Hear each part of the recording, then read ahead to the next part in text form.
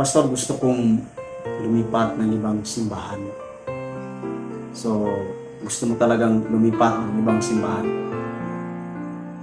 Ito yung kadalasan na tanong na minsan hindi na-a-address sa church. Na ang iba ay struggle na lumipat sa ibang church because baka makondemn sila. Yung iba naman ay lumilipat ng ibang simbahan na hindi na lang nagpapaalam. So, dapat niyo pong maintindihan gaano kahalaga itong topic nito para sa atin. Unang-una sa lahat, wala pong perpektong simbahan at wala rin pong perpektong pastor. Itong aking sasabihin, maaaring this is not suited for ibang pastors. Ito sasabihin ko rin naman ay maaaring may against ng mga pastors sa aking sasabihin. Pero base sa aking experience at base rin po sa aking pag-aaral, meron pong mga rason at dahilan kung bakit ang mga members ay lumilipat ng ibang iglesia. Sa gustong lumipat sa ibang simbahan, kailangan mo ng isang matibay na dahilan upang ikaw ay lilipat na ng ibang simbahan. So may dalawa po ako na inihanda na kung ito ang dahilan mo para ikaw ay lumipat or lilipat ng ibang simbahan, I think mali ka. May mali po sa iyo. Number one po na dahilan, kung ito ang naging dahilan mo para ikaw ay lilipat ng ibang church, number one is sin, kasalanan. I think there's something wrong. Marami pong lumilipat ng ibang simbahan because they always focus on the sin-centered. Ibig sabihin, tinitingnan nila palagi yung mali na meron sa loob ng simbahan. May kasalanan si sister ganito, may kasalanan si brother na ganito, nakita ko si brother na naninigarilyo, nakita ko si gito ganyan. You need to understand that the church is not yet heaven, no? Ang lahat po nandyan sa church is pasyente po yan. So, expect mga kapatid na when you are in the church, lahat po yan ay nagkakasala, even you nagkakasala. Sabi mo, Pastor, akala ko ba mga banal na ito? Yes, pinabanal tayo ng Panginoon. Pero expect na nasa loob ng simbahan ay mga nagkakasala pa yan. So kung ang rason mo, naalis ka ng church because nakikita mo na nagkakasala yung mga kapatiran, I think that's wrong. That's wrong, In Galatians chapter 6, ang sabi, if anyone is caught in any transgression, okay, you who are spiritually should restore him in a spirit of gentleness. So kung nakita mo pala na nagkakasala, nakita mo pala nagkakamali, then ituwid mo, again, with gentleness, privately, kausapin mo, okay, na sister, ganito, ganyan, na kayo lang dalawa nag-uusap. Pangalawa, na dahilan, kung ito ang dahilan mo na ikaw ay lilipat ng church, may problem sa iyo. Pangalawa is this, the entertainment purposes. Actually, uso po ito ngayon dito sa atin. Nakikita po natin, by the way, glory to God sa mga kapatiran, sa mga simbahan na talagang nag-excel sila when it comes in talagang yung kanilang gamit, yung kanilang with matching LED, lights, etc., instrument. I mean, glory to God yan. Praise the Lord yan, At with matching yung media tech nila ay super advanced na. Para sa akin, that is good, That is good. Pero hindi mo pwedeng ma-apply yan sa lahat ng simbahan. So kung yan po ang iyong rason na gusto mong lumipat, it's because ang iyong simbahan ay nanatili pang Manila paper, Ang simbahan ninyo ay nanatili pa rin sa acetate, Ang simbahan ninyo ay nanatili pa rin a cappella, ang simbahan ninyo ay nanatili pa rin walang bubong, walang dingding, at gusto mong lumipat, well, mga kapatid, do not look for a greener pasture, no? Yung simbahan mo, gawin mong green pasture, no? Maglaan ka dyan, pray for that church. Yung resources mo, tulungan mo ang simbahan. Maraming problem ngayon sa simbahan na lilipat. It's because sinasabi nila na ang simbahan nila ay ganito ang kanilang nakikita sa simbahan, sira-sira ang mikropono, etc. If that is your desire para or nagtutulak sa iyo na ikaw ay lumipat, that's wrong. That's wrong. Gusto mo lang ma-entertain ang sarili mo, pero you are not truly worshiping God. Because in John chapter 4, 23-24, but the hour is coming. By the way, Jesus Christ is talking to Samaritan woman, and now is here when the true worshipers will worship the Father in spirit and in truth. For the Father is seeking such people to worship Him. God is a spirit, and those who worship Him must worship in spirit and in truth. No? Sa espiritu at sa katotohanan. So, kung nakita mo dahil nga doon sa mga ibang simbahan is with matching sounds and lights, grabe, napaka-extravagante ang kanilang production, no? When it comes in praise and worship, talaga naman, again, that is good. That is good sa isang simbahan na yan. But again, hindi po yan basihan, no?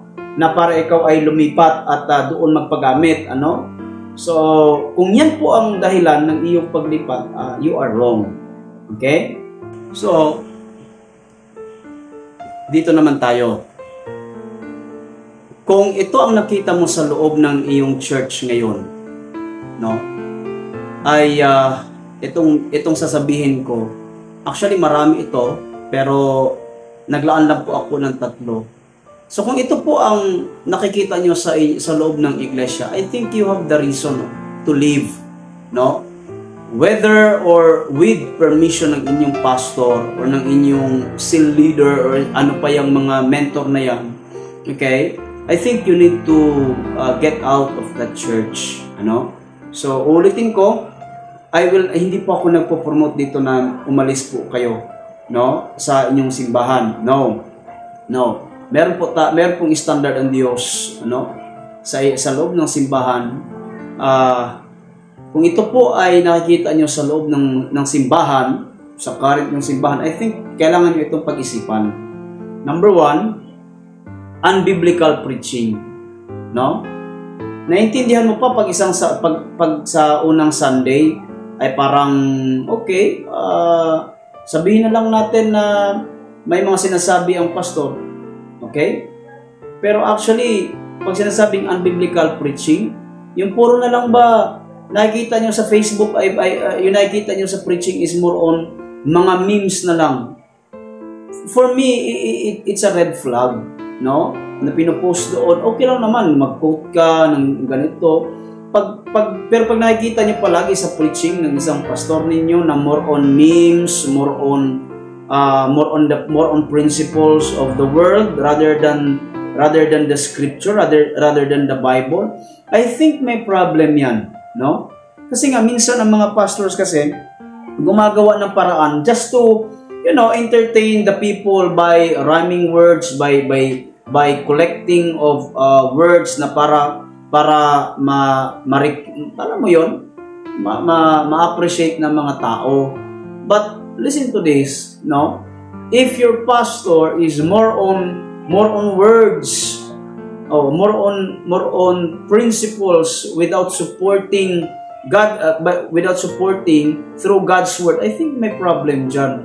And then throughout the year, yun po ang inyong laging naririnig. Alam nyo, in Romans chapter 10 verse 17, it says, faith comes from hearing, and hearing through the word of Christ. So ang word po ng Panginoon ay nandito po sa scripture. Alam nyo, wala pong problema po pag lagi po nagtuturo ng blessing. It's okay. And that's good kasi that is part No, that is the part of the gospel, but that is not the gospel. That is only a part of the gospel. Pero rampant po sa atin yung word na feel good theology, ano? yes, God is a prosperous God, mga kapatid. Pero pag ang throughout the year, ang focus is more on money, more on blessing, I think may problem eh. No? Lagi na lang ito yung attitude ng pagbibigay, etc. Wala pang problem dyan. Pero pansinin niyo palagi, mga kapatid, na para bang umiikot ang gospel doon sa prosperity. For me, it's an off. No? Ulitin ko. Huwag niyo pong i-judge yung inyong mga pastor kung nag-topic po yan sa isang buwan is about prosperity. Wala pong problem dyan. Para sa akin, I don't have any problem with that. Kasi nga may certain topic. Pero throughout 5 years, and then hanggang dumating na 10 taon ka na sa simbahan, ang narinig mo lagi is prosperity without talking about the sin, without talking about yung kasalanan, without talking about who Christ is, no, without talking the grace of God. Oh my goodness, very important yan, mga kapatid, ano. So kapag ganyan po ang lagi yung narinig, I think you need to think about it, no, you need to think about it. For me, that is a red flag. Then pangalawa, doctrinal reason. Importante itong doctrinal reason, mga kapatid. Kapag ang simbahan nyo ituturo na maliban po sa grace, no, through faith, ay may iba pa na formula para sa kaligtasan, I think that's wrong. Kasi alam niyo kung bakit, mga kapatid? Imbis na hindi na tayo pinahirapan ng Panginoon, si Jesus Christ na ang namatay para sa atin through His grace, by faith, no? Ephesians 2:8-9, for it is by the grace of God through faith that we have been saved, not our works. Kapag ang inyong simbahan ay nagtuturo na maliban sa grace and faith, okay, maliban dito ay may iba pang pamaraan para ikaw ay maligtas, ay that's wrong. That's unbiblical. Ano? That is a major doctrinal error, mga kapatid. Ano? Na kapag ikaw ay hindi nakagawa sa ganito, ikaw po ay wala pong pagmamanifest ng banal na spirito. Ulitin ko, I am not attacking certain denomination. Ano? I'm talking about the doctrinal reason here. Kapag ang inyo pong ginagawa palagi ay nag-i-exert kayo, yung mga pastors, yung churches ninyo, nag-i-exert na you need to do this for enable you to save. Magkaroon kayo ng salvation. That's wrong. Because wala po tayong nagawa at wala po tayong ginawa sa kaligtasan. It is the work of Christ. It is the finished work of Jesus Christ. No? So, kapag nakita niyo po na sinasabihan kayo na kapag hindi mo to ginawa, kapag wala kang devotion, kapag wala kang prayer time, kapag etc. mawawala ang iyong kaligtasan at ikaw po ay, ang kaligtasan mo ay, I think you need to think once again about that, because for me that is a doctrinal error, mga minamahal kong kapatid, because the work of Jesus Christ is finished na yan, mga kapatid, tapos na po yan. So that is what we call the doctrinal error. Kapag nakita niyo po yan na ganyan, I think it's time for you to think about it and then leave that church, mga kapatid. And number 3, the leadership problems. Alam nyo, leadership, kasama na po dito ang pastors and then cell leaders and then yung mga mentors ninyo, okay? Kapag ang inyong mga pastors ay number 1, involved po sa immorality, tapos parang may alam ka na may immoral siyang ginawa and then parang tatayo na lang siya sa church na parang walang nangyari. Hey, for me, you need to go out, mga kapatid. You need to go out. No, that's wrong. Kapag nakita niyo po at pag narinig ang isang pastor ay nakita niyo na naglalasing, abay, teka lang, di ba? Kapag ang pastor po ay nakita niyo po na nagsusugal o nalaman niyo nagsusugal, nagsasabong, or etc., mga leaders, I think there's wrong with that church. Because they are not dealing sin anymore, especially the pastors. Pangalawa, kapag ang pastor po ninyo ay may tinatawag po na control at manipulation. Alam mo yun, yung bang parang ikaw po ay hirap na sa buhay, ikaw po ay i-manipulate, no? Gagamitan ka ng bersikulo para ikaw lamang ay makontrol. Marami pong ganyan mga pastors para ikaw lamang ay hindi aalis. At kapag ikaw ay nag-i-struggle, ang sasabihin pa sa iyo, dahil you are a sinner, ikaw ay hindi nag-submit ng authority dahil you have a pride spirit, that's wrong. For me, that is very, very wrong. That is very, very wrong. That is manipulative. That is control. Kapag ang pastor niyo po ng ganyan, I think it's time for you to leave. No? Kasi nga po mga kapatid, wala pong pagbibigay po ng kalayaan yan. Okay?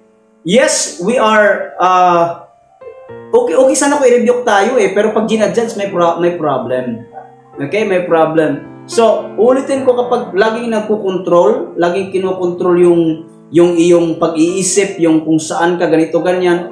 Kapatid, I think mag-isip-isip ka, especially yung manipulation, spiritual manipulation, gumagamit ng mga bersikulo na hindi naman talaga appropriate, out of context, tapos gagamitin, babanatan yung isang member na nag-i-kahos spiritually para lamang siya ay ma-manipulate, and that is wrong. No? So mga kapatid, you will agree or disagree, it's okay. For me, it's okay. But I think meron po akong burden na sabihin po ito sa inyo, lalo na sa mga nag-i-struggle. No? Lalo na sa mga nag-i-struggle. Now, conclusion po tayo, mga kapatid. Here's my conclusion, okay? If you want to leave a church or a current church, it's good for you na magpaalam. As in talagang, pastor, courtesy. Kung hindi ka papayagan, kung hindi ka, then it's okay, at least nagpaalam ka. Because you are once part of the family. Napaka walang hiya din naman po na aalis ka na lang bigla at hindi ka nagpapaalam. It's good na, pastor, ganito, ganyan. And then, tayo mga pastors, no? Isa pong pinakamasakit po na kabanata ng ating pagpapastor, ang pag-alis po ng miyembro. Ako, ang dami nang umalis.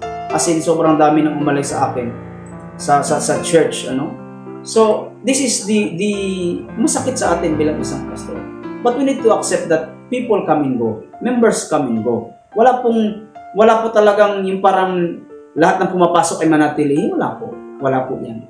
No? At ito po yung nakakalungkot, kapag may umaalis ng mga members, we always put the blame on the members. Okay? Na umalis.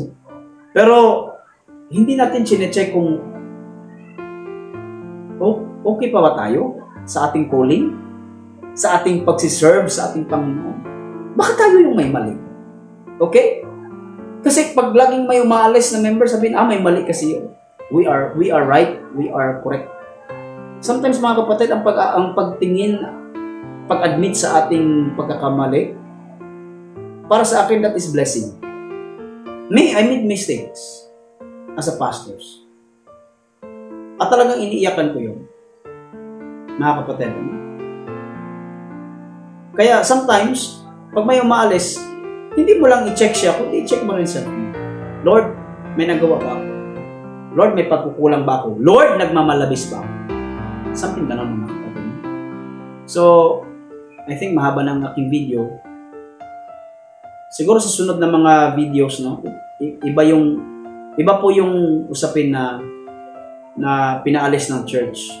Maybe sa sunod na video. But, sa video po na ito, I hope na may konting kaliwanagan.